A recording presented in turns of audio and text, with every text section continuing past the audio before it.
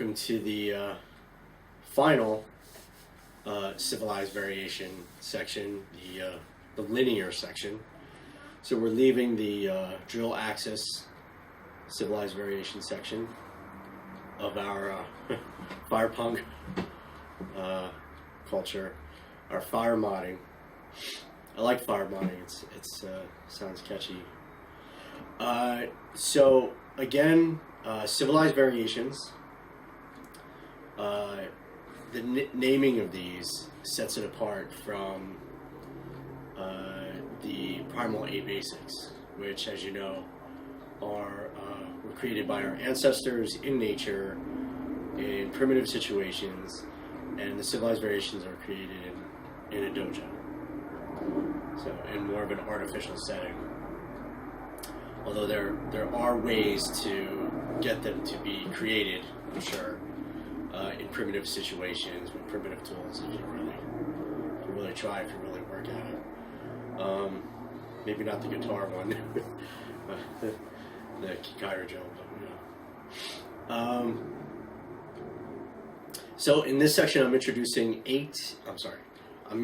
5 new civilized variations, and I'm going to talk about another kind of linear thing that I have been researching, and we're going to do that in the epimethei section.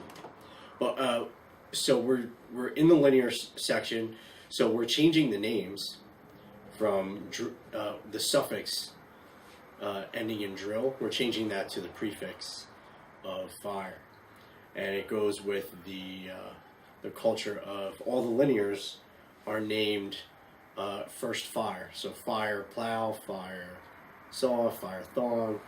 So we're just keeping that tradition in a sense. So and again, fire, the way it's spelled, Phyre, means it is a life-supporting fire to distinguish it from other fires, and it's also a thing of the fire dojo. Okay. So we're doing them in alphabetical order again.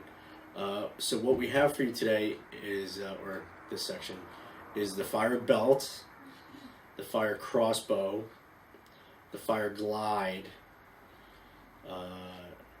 the fire ribbon, and the fire uber.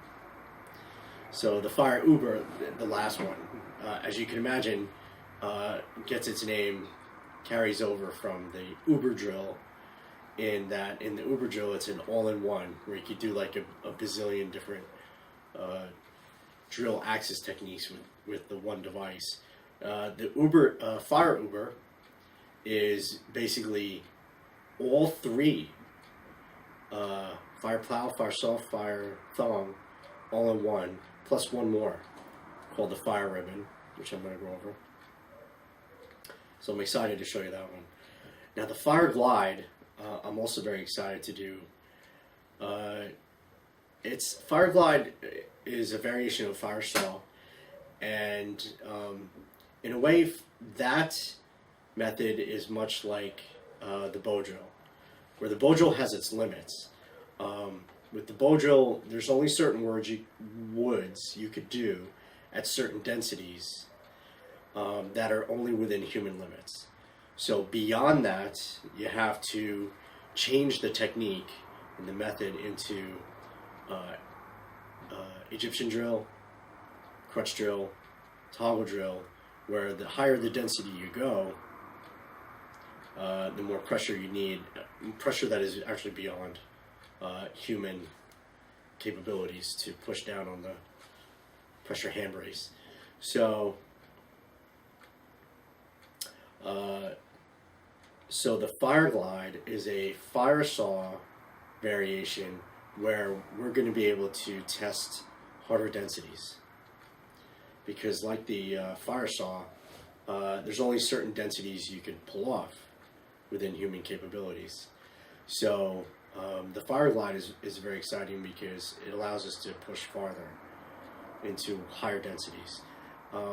it's a short section. I don't get to do a lot of woods, but it's one that's going to allow for more research and discovery in the possibilities of higher densities for fire saw. So I'm excited about that one. And that one cost me pretty dearly because I was working my machine, the jointer. I was working a piece of walnuts and preparing something, and I took out my 2 fingers on the top in a freak accident, so I lost the nail on my index finger and just took a chunk of skin and a sliver of bone out of my left middle finger. So in the beginning, when I say whatever you do, whatever you did, you own that. That's it. I own this, and if something happens, you own that too, because it's no one else's fault but your own. Nobody's. But this isn't the worst thing that ever happened to me, so it wasn't really a big deal. But again, safety is really a high priority, and but freak things can happen, but they're still you own those things, just like I own mine. That's all there is to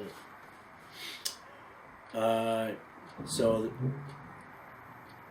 out of those 5 new civilized variations, 2 are fire thong variations. The other 2 are fire saw variations. And then there's the fire uber, which is all in one. So you notice there's no fire plow variation. And for the life of me, I'm not sure I know how to create one. So one of that kind of thing is going to be, for me, a holy grail thing. A real thing to strive for, to figure out how to vary that. And the thing about with the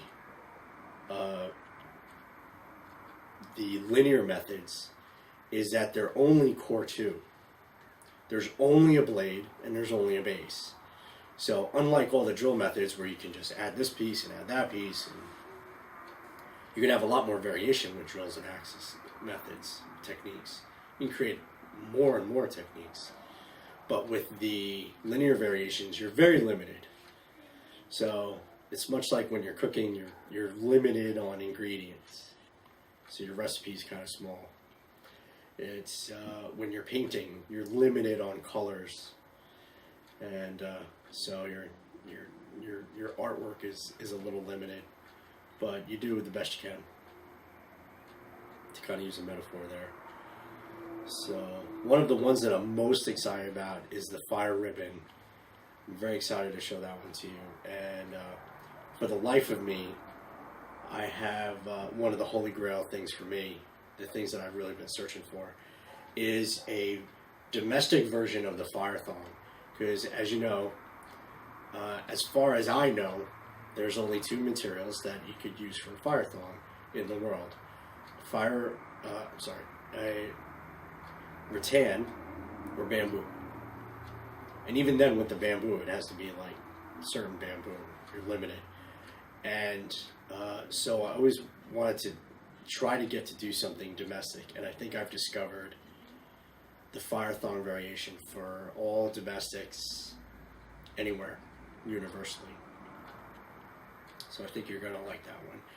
It's going to be a reverse fire thong, if you had to have another name for it. But my name for it is the fire ribbon. So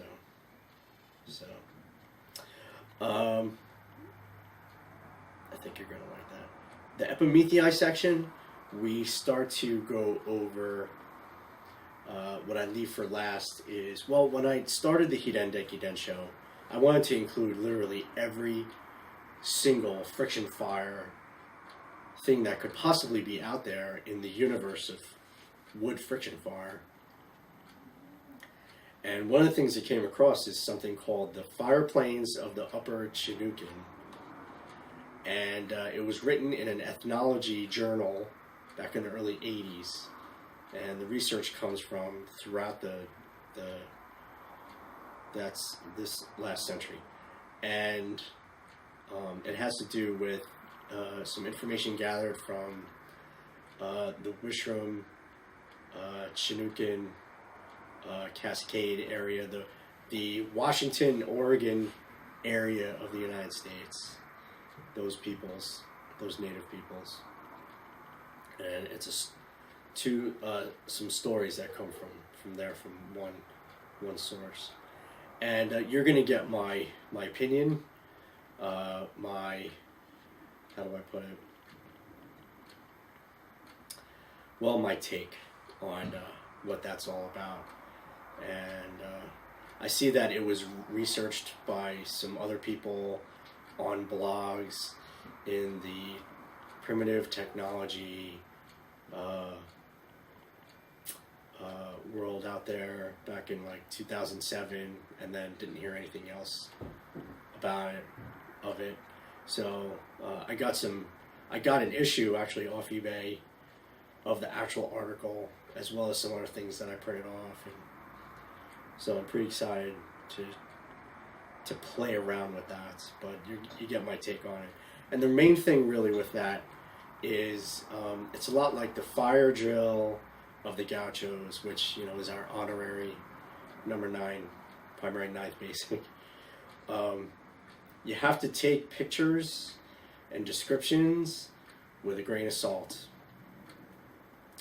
And you really have to do one of the things that I mentioned earlier in the media of the Hidendeki Densho. You have to, like in martial arts or with any kind of life supporting value training, any kind of vocation training, you have to train with insight. You have to look at something and with enough experience to kind of know how something can actually work or be pulled off in order to balance things in favor of supporting life.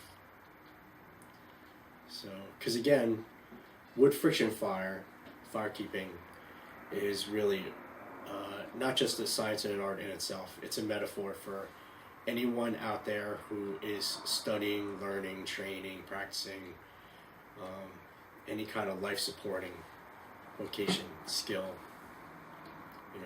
Provider, profiler, provider, protector, preserver. Anything that deals with the realm of information gathering, the scout, sustainability, the hunter-gatherer,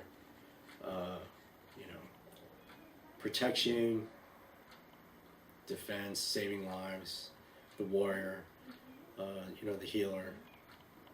So anything life-supporting as a vocation, things like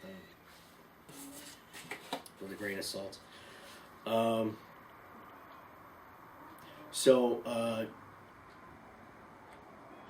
There are no, unfortunately, nothing to do with fire plow. I really wish I could have gotten something in there, but you keep going, have to keep going. There's something out there that I just haven't figured out yet. And so I love a challenge. I was just telling my daughter when she doesn't want to do homework, she goes, "It's so hard, I don't want to do it." And I tell her, listen, what it really is a challenge. And a challenge is something that's not easy, but you are much better off after you've done it. It's worth it. It's something worth doing because it makes you a better person having done it. But hopefully with this whole Hidendeki Densho thing, it's not really just a matter of me being better off, but that humanity is better off. It's one of the things I'm going to talk about later in fire hacking, which is the next section after this, concerning discoveries. So, discoveries, better for humanity. All right, so with that, on to the linear civilized variations, fire modding. So let's keep going. Let's have some fun.